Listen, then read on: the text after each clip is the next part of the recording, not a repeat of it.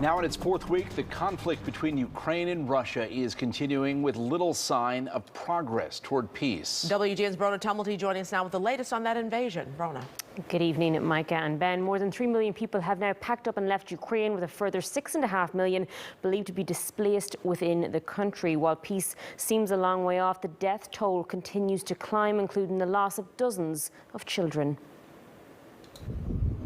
109 strollers sat in a Lviv square today, each one reportedly representing the life of a Ukrainian child stolen in a senseless war. For the little ones who've made it safely to neighbouring borders, toys are helping bring some smiles amid the sadness of packing up and leaving everything behind. It was very difficult to make a decision to leave. We stayed in this awful situation for 20 days. Yeah, and every day we hope that tomorrow we will wake up and it will be the end. Yuliana Kozlizna hails from Kharkiv, which looks like this today. This video is from another resident who remains there and says after the bomb started falling again, she took shelter in this building, or what's left of it.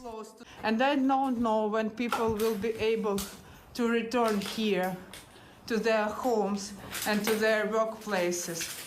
But I see Ukrainian flag, and I believe and I know that very soon people will return to Kharkiv. In Mariupol, satellite images show the lines to get out of the city are long, while the search continues there for survivors after a strike on a theatre 2 days ago. It's understood 130 people have been rescued from the ruins, but as many as 10 times that are believed to still be trapped beneath the rubble. That attack, one of the things Ukrainian President Volodymyr Zelensky spoke about today via video address. Adding Russia is destroying everything it has achieved in recent years by waging war on his country. But his Russian counterpart showed no remorse. Appearing Friday at a huge patriotic rally in Moscow, praising the invasion. Meanwhile, the United States is again accusing Russia of using the UN Security Council to potentially set up a false flag operation in Ukraine.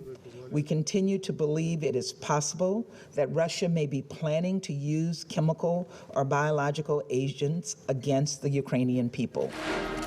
How China might factor into the fighting remains a concern too, with the White House weighing in this evening on a 2-hour-long call between President Joe Biden and Chinese President Xi Jinping, as the US looks to deter Beijing from assisting Russia. The President detailed, what the implications and consequences would be if China provides material support to Russia as it conducts brutal attacks against Ukrainian cities and civilians. And obviously that is something we will be watching and the world will be watching.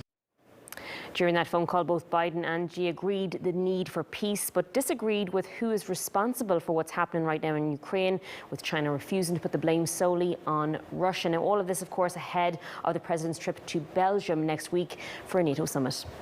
All right. Thank you, Brona.